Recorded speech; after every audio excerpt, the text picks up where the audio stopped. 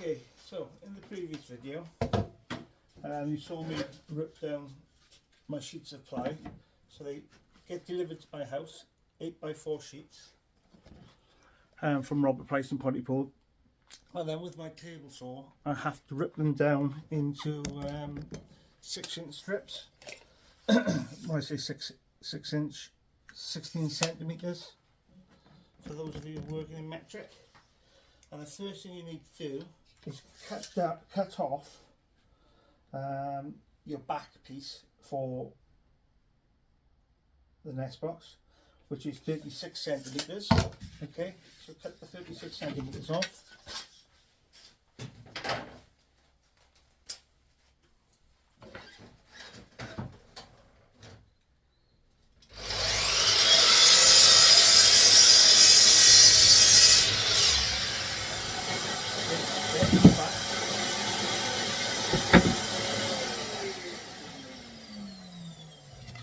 So that's my back, and that's 36 centimeters. Now you do the sides, and the sides are obviously we need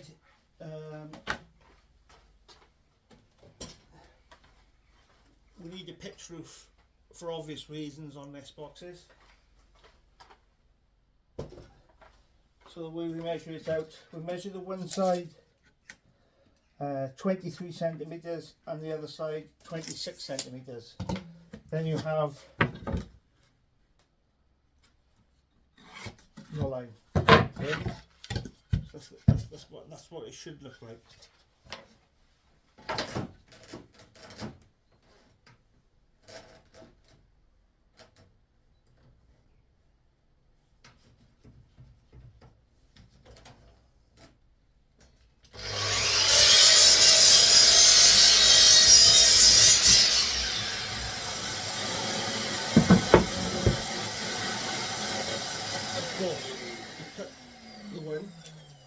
The shape is still left on the plank of wood, on the plank of ply, sorry. So just basically marry it up, get your measurement.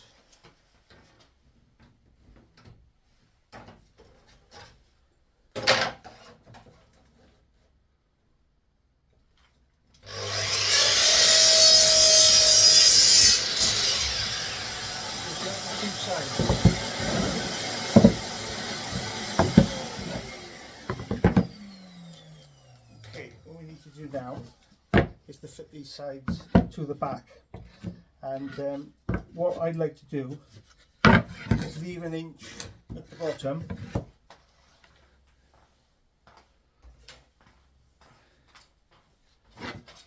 This is an inch ruler.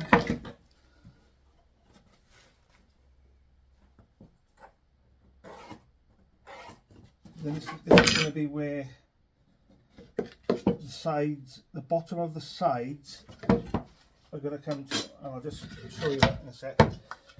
So basically I measured an inch from the bottom and it's going to fit like that, okay? So you've got that little flap left at the bottom and you've got a bigger flap left at the top. Okay, so actually we can do this a little bit bigger with these because this is only 1/2 inch ply. So we'll come up more than an inch. We'll come up 1.5 inches, I think. That would be better. The bigger size flap at the bottom then. Right. Okay, this is the tricky part. I did build a jig for this, but I'm not sure what I've done with it. So what might be easier if you can find a box of screws or nails just to help you with the support. Okay. Just glue the one side first. Now you can glue, screw, nail it, or you could just screw it, or you could just nail it. It's entirely up to you, but I like to put glue, a good quality external grade glue to make it completely waterproof. Okay, so I'm going to be using brad nails, but you could use screw or nails, it doesn't really matter. As long as you fit it properly, that's the main. But there's lots of people to make their nest boxes without any glue, but I prefer to, I always use glue. It gives that waterproof seal, if you like.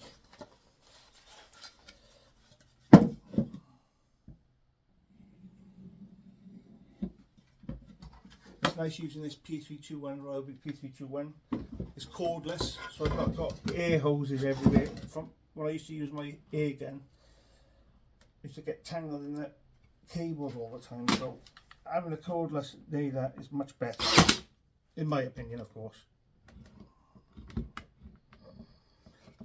So I'm being very careful when I'm frying these brad nails.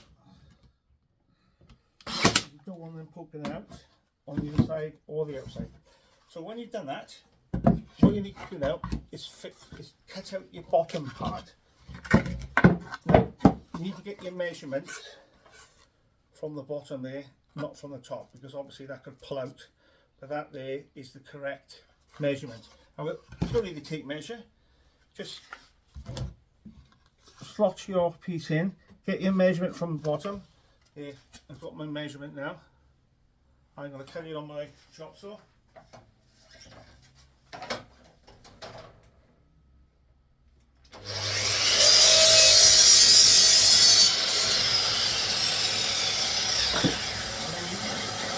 And then the secret, no need to glue the bottom, but you should be able to slide your bottom piece in between your two sides. Okay, you want that bottom piece slotted inside. What lots of people do is fit their bottom piece on like that. Well, that's not good. Brain's going to come down the side and it's eventually going to get in through there. So always put your bottom piece inside, okay? And actually, before you do that, you could drill a couple of drainage holes first, which I'll show you in a sec. Just bear with me.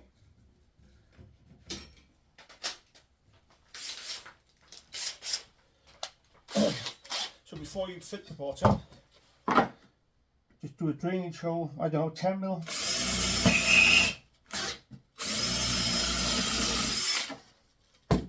Just a 10 mil drainage hole in the centre there, and that will, if rain does get inside, then it's got somewhere to go. Okay, so that's that. Make sure it's all nice and flush, line it up, and then fix.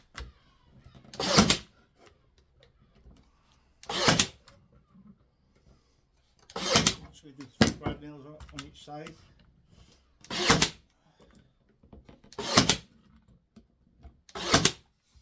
Okay, well that's that. And then the front piece, if you're making a robin box, then it's different depths robins will nest in. This one's going to be a spotted fly catcher for my good friend Steve Roberts, and we do a very, very shallow base for this, which I'll show you in a sec. Set my measurement, let's cut that.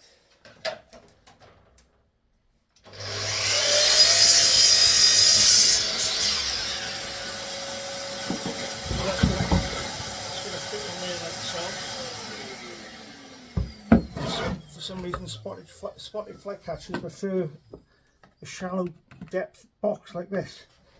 I do get them nesting in my boxes, and they are open to all predators, crows, squirrels, field mice, rats, all sorts. There's nothing there to protect them at all. Obviously the parents will try to protect the nest as best they possibly can, but up against a crow or something like that, they've got no chance. But this is what they prefer. So just fingers crossed that yours doesn't get predated if you do it for a spotted fly catcher. If you're doing it for a robin, you could do it a bit deeper than this. So you can actually come up as far as that for a robin, and that would suffice.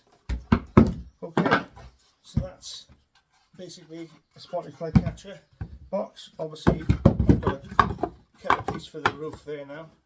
I'll just give you, I always cut the roofs last, so I'm going to be making about 6 of these this morning. So that's the first one. Later on I'll show you where we cut the piece out for the tip boxes.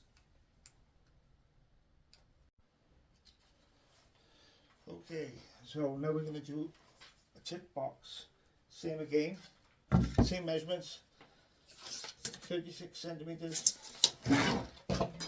come up 1.5 inches if you're using 1/2 inch ply, or 1 inch if you're using 3/4 inch ply. Okay, so I cut my sides exactly the same.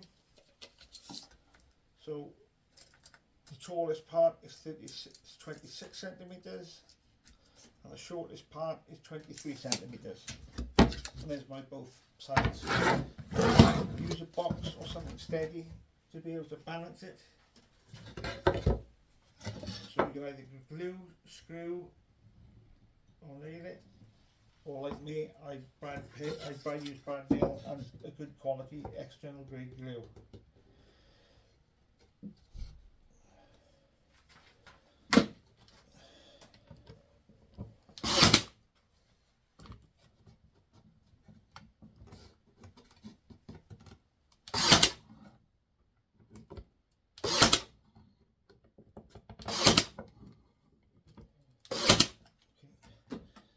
One side done. Put it on the side.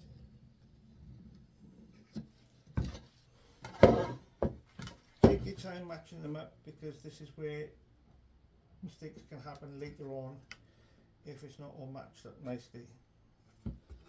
So it's worth taking that extra little bit of time, lining everything up before you fix, before you make your first fix.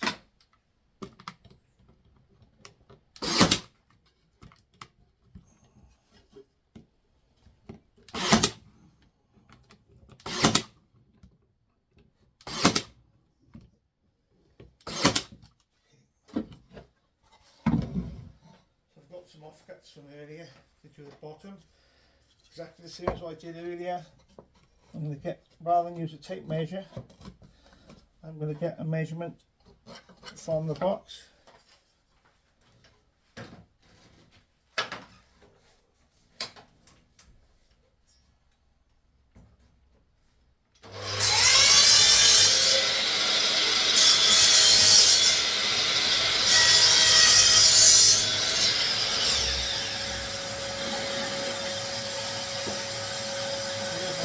Sliding side like so.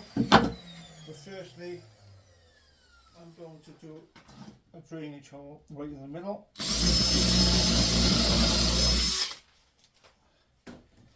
Just a little, 8-10 hole in the middle. Don't need to glue the bottom. Again, take your time on lining everything up before you fix it.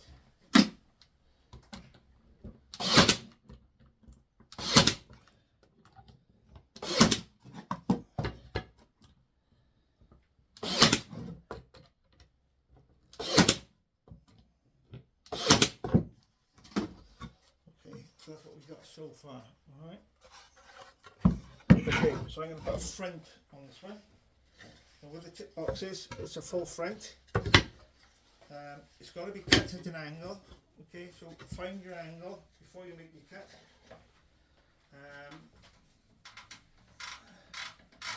You can use a sliding bevel to help you with that.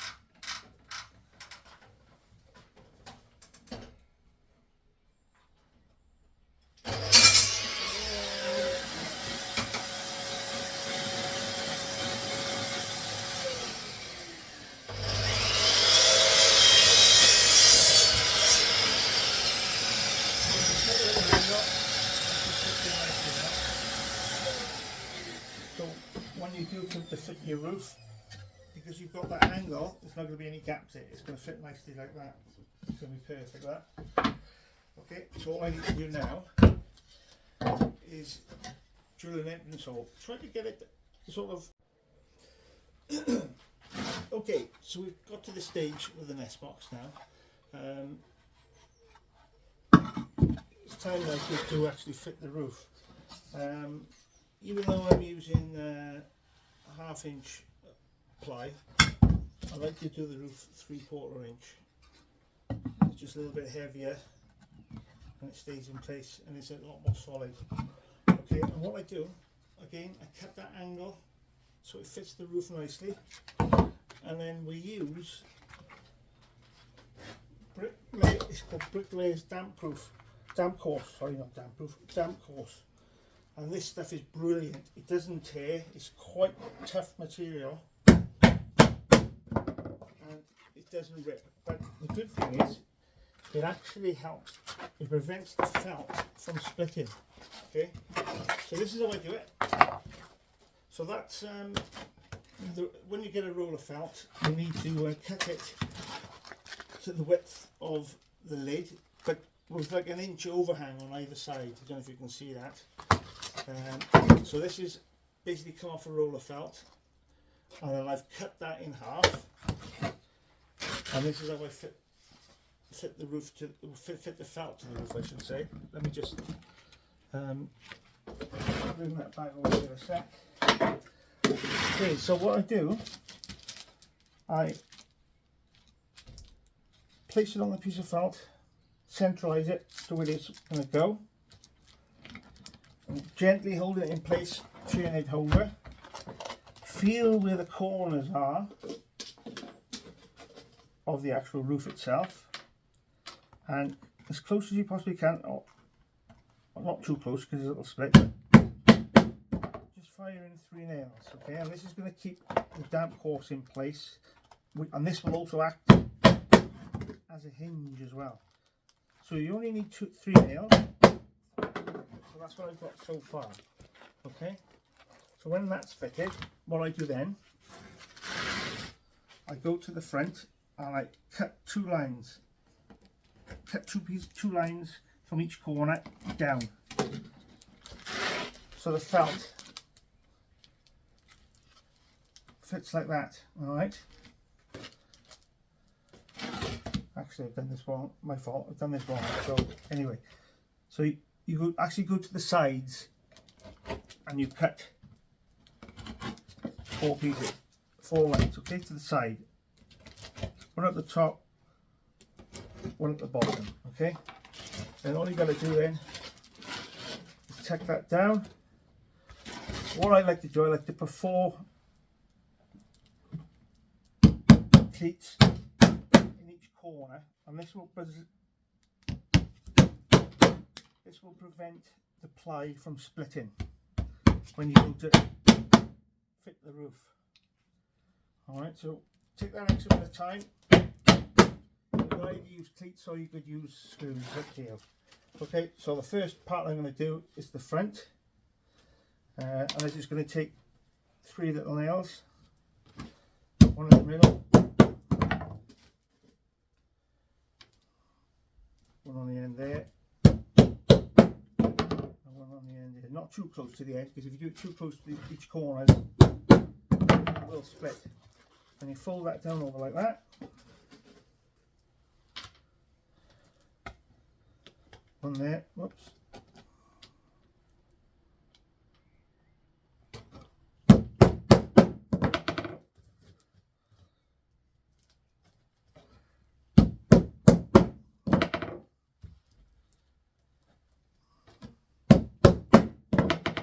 Same again the other side. Getting these nails to stay in place, that's the tricky part.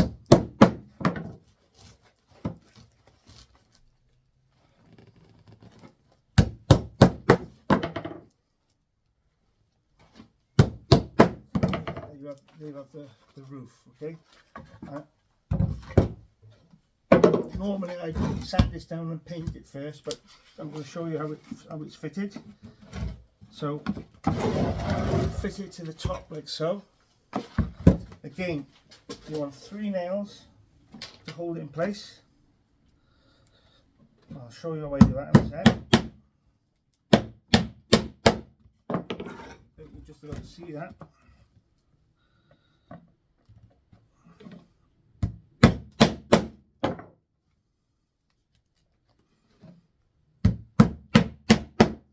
Those 3 nails there are going to keep everything in place.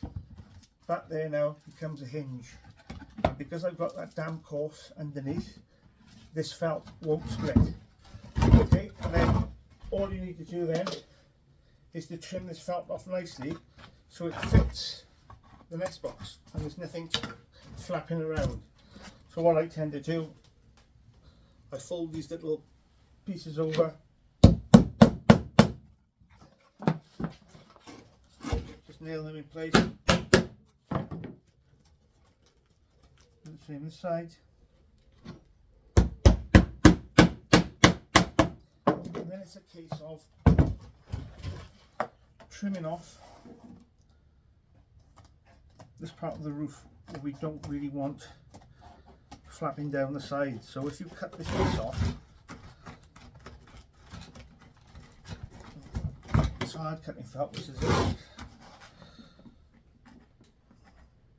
And I'll show you exactly what I mean. So it's worth doing this, cutting these flaps off, because it looks a lot better when it's fitted in. And then all I got to do then is fold that over, pull it tight, get some tacks to keep it in place. I like to put 3 down the bottom.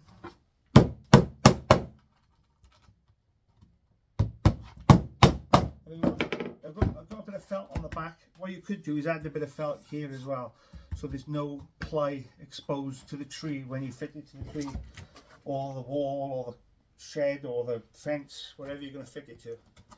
Okay, so you could put little scraps of felt there, just to protect the ply as well. Okay, that's that. Right, that's the finish. What we call tick boxes. Okay, I always put 2 coats of masonry paint, but I mean, if you wanted to, if you're gonna gloss it, then obviously you need an undercoat first, then gloss on top. But I find masonry paint is a bit cheaper, and it sticks to wood pretty good, and 2 coats would suffice and it lasts a long time. Alright, and I'll do it the same sort of roof for the Robin box also. And that is pretty much it.